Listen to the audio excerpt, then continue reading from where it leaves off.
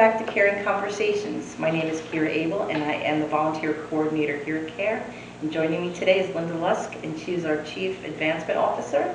And she's going to tell us about all the generous people that donate to C.A.R.E., how they can do it, and what's the best ways to find us. And so it's the season to give, right, Linda? Absolutely, it's the season to give, and thanks for the opportunity to speak. Actually, it's very interesting in the world of philanthropy, and those of us who follow that, the majority of gifts by individuals, and those are people in communities who often will give to organizations, usually between 3 and 5 a year that they support.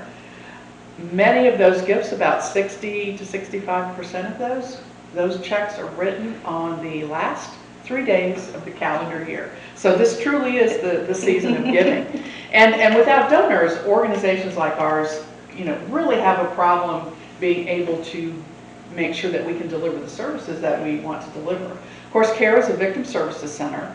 We are a certified rape crisis center. We are a certified domestic violence shelter, and we help victims of other violent crimes. And we started close to 40 years ago, and the original start, it was all donor-based. There were no funds that came from anywhere to help things get started. It was truly a grassroots kind of a organization that moved forward. And so as we have matured and grown, the support from our community, and by that I mean our county and city community, we are the rape crisis and domestic violence center for the Charlotte County community.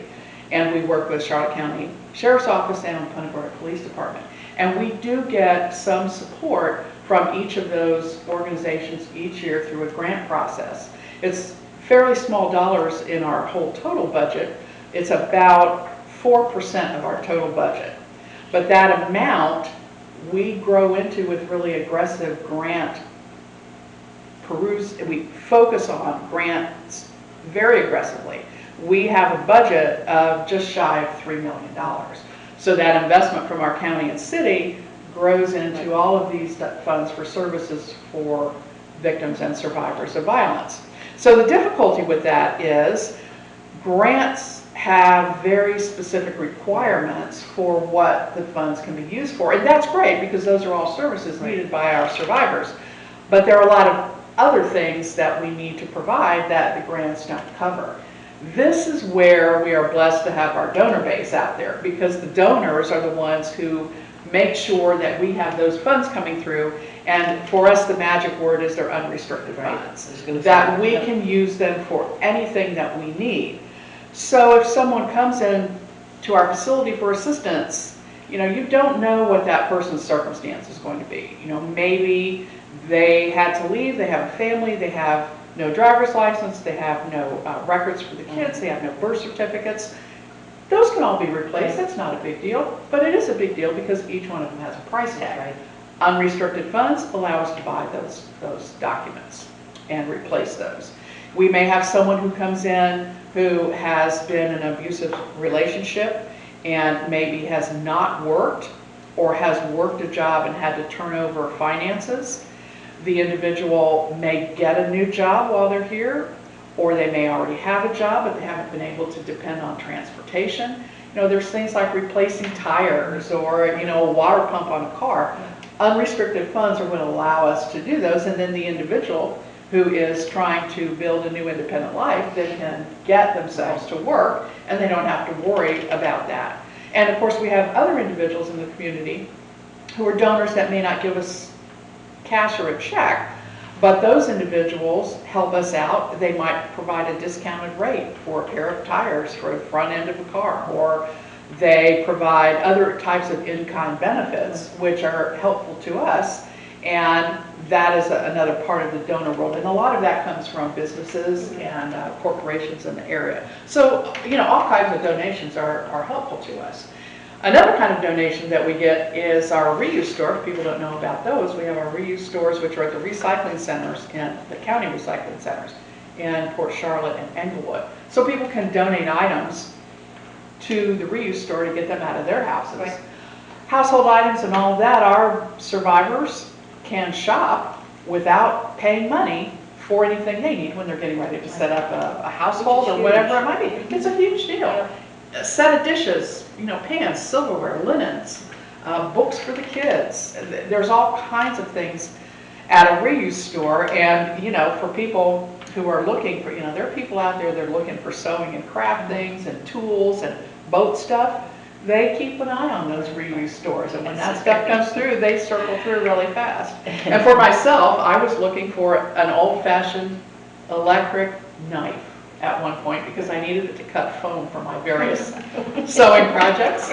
And it took 4 months, but one came in. And I got, oh, guess what came in? So thank you, whoever donated that. So donors can help us in so many ways. And for donors, I mentioned a lot of people like to write a check at the end of the year. And that is fine. We do an annual appeal every year. There's no problem with that.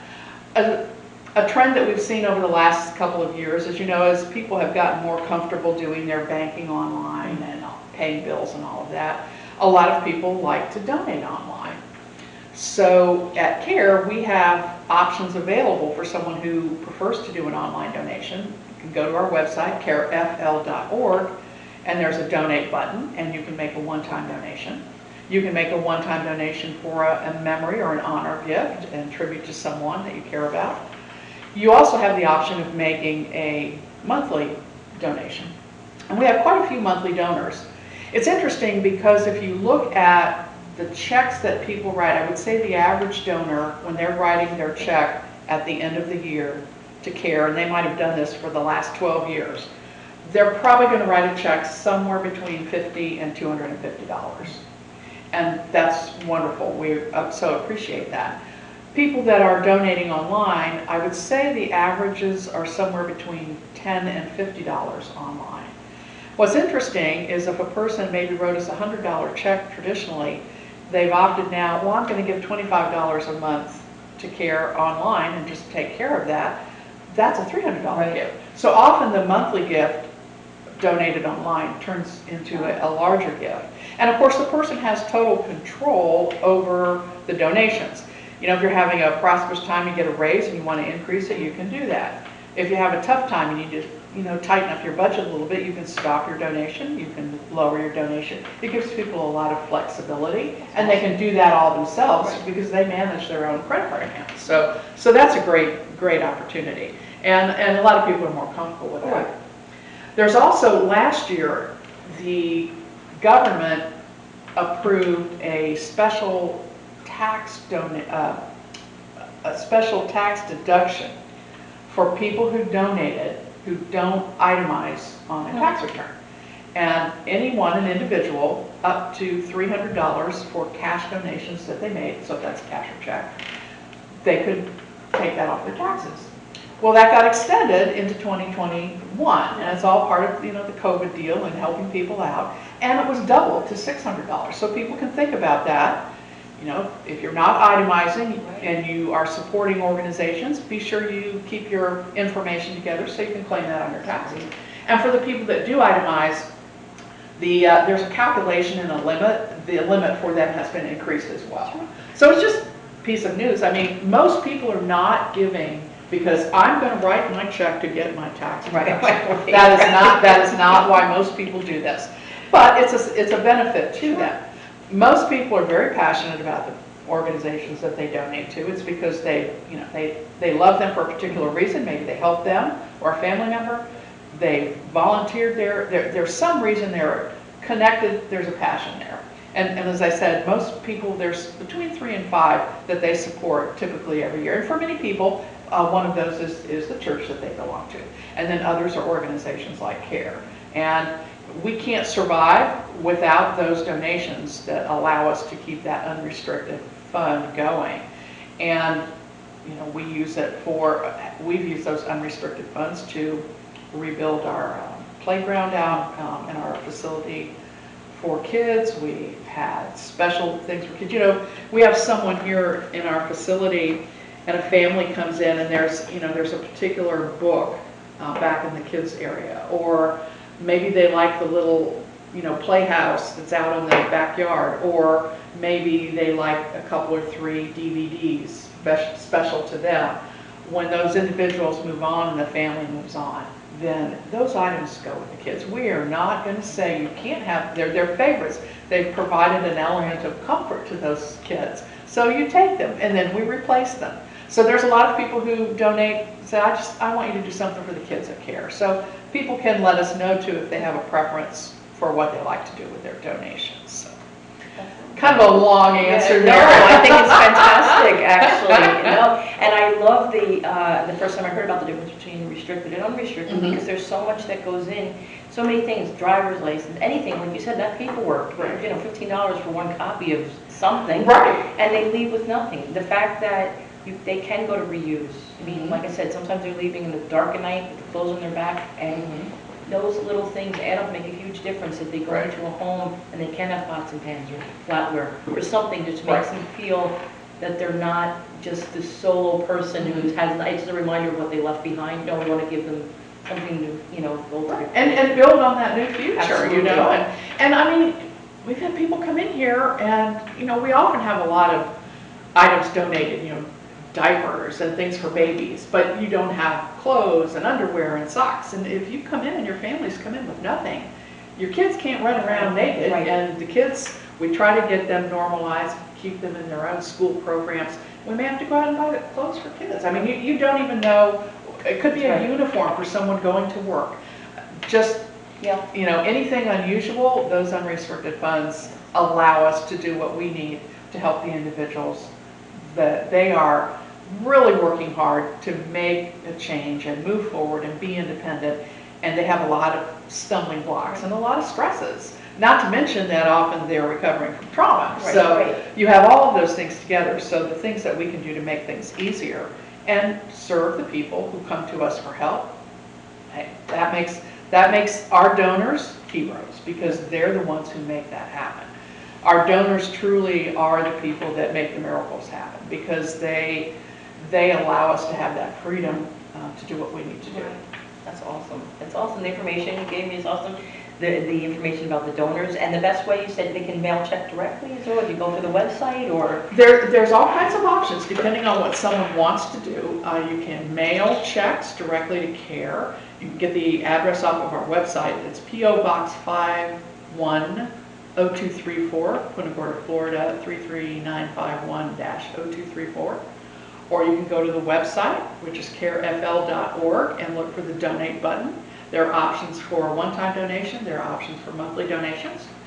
If anyone ever has a question, if they would like to talk to me about donations, and one of the areas that I talk to people about too is leaving legacy gifts. So people may opt to leave some kind of a designation in their will or estate plan for C.A.R.E.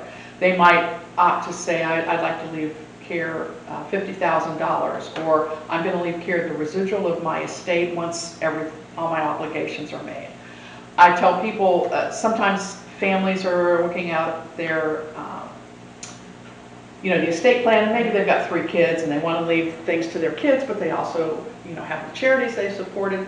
So instead of leaving your children 33 1/3, why don't you leave each of your children 30%, take that 10% and give that to the charities that you love. So there's a lot of creative options. For people who are older like myself, and you have at age 70 and a half, people have to start taking distributions from their IRAs. Well, you can opt to take your distribution. You don't take it directly. Your financial manager can write a check to the charity that you love, send them that as a donation, and you get a tax benefit on that. And that is a really big consideration for a lot of individuals. And we have a lot of retirees in our communities. People can designate as a beneficiary a nonprofit on a life insurance policy, or different pension plans, depends on what people have in place. So there's a lot of options. And for a person who lets us know that they've given us some kind of a designation in their estate plan, we have a special honor for those people. We call them champions. And we give them a pin, and they are the C.A.R.E.ing Compassion Circle for C.A.R.E. And so it's a special way to say thank you to those individuals. And we really appreciate the fact that those individuals are leaving us that type of a gift. And when those gifts come in, they are designated for our endowment fund. Now, that endowment fund is a fund that we manage with a financial planner for CARE, and that will allow us to sustain our services into the future. If, if we lost funding, if there were no longer, grants for Victim of Crime Act coming through for the Violence Against Women Act, all of those, the OAG offices, the fines that come through from criminals that pay, and marriage licenses and all those things, if that dried up tomorrow, we still would have a funding source with that endowment fund. So that is a really important reason. If someone's thinking about the future and I'd really like to make an impact, that's something that people can do to make sure that once we hit our 40th anniversary, we have another 40 years forward and we can go. So for us, donors are the heroes of the day because they allow us to continue doing the work, and whatever we need to do, we can do with those dollars. That's just dynamite. I love the information. I love the different ways. I didn't even realize about the distributions and the people bequeathing there's parts of their estate. Just another way that we can access those resources, and it's so important. Like you said, that's like the bread and butter that keeps us going day in day out. Right, and for individuals, we work with certain financial planners and we work with certain attorneys. Attorneys cannot recommend a charity, and that is the way it should be. But they can have a conversation with their clients about what their choices are, what their interests are, what they'd like to do in terms of planning for the future. And so anyone who can talk to their financial planners, the attorneys that are handling those matters for them, and have a conversation with them, let them know. They can let them know, the benefits, the tax benefits, all of that, the impact on the family. And for some people too, it's important because they want to teach their children that philanthropy is important to their family, and that's another way that they can show that and make a commitment and make a meaningful impact to the community for survivors. So we're really fortunate because we have mechanisms in place that we can accommodate. And anytime anybody has any kind of question about any kind of legacy giving or a planned gift is another term that you will hear, people are welcome to call me at CARE. You can call me at 941-639-5499 and just ask for Linda Lusk, and I'll be happy to talk with you or make an appointment to talk with you and share information about what you can do in terms of supporting us long-term with donations. So we are really, like I said, we are in the season of giving right now. Absolutely. I'm happy to say that yesterday I wrote a lot of thank you letters. Oh, so terrific. there's a lot of great people that are already sending us their donations, and some came in online and some came in with checks through the mail. So we are very blessed in that, and again, the donors really make things possible for us and have since the very beginning. Like I said, we started out as a grassroots organization and from nothing. So the donors are the ones that made the difference, and we really acknowledge them as the hero of the day. That's just terrific. Well, Linda, thank you so very much for joining me today. I appreciate all the information. There's a lot of great resources. People can check out the website for more information. Thank you very much for joining us. I'd like to also thank FCASB for allowing us this opportunity. Please follow us on social media, like and share our posts. We are at CARE Charlotte County. And have a happy holiday season, everybody, and we'll see you next year.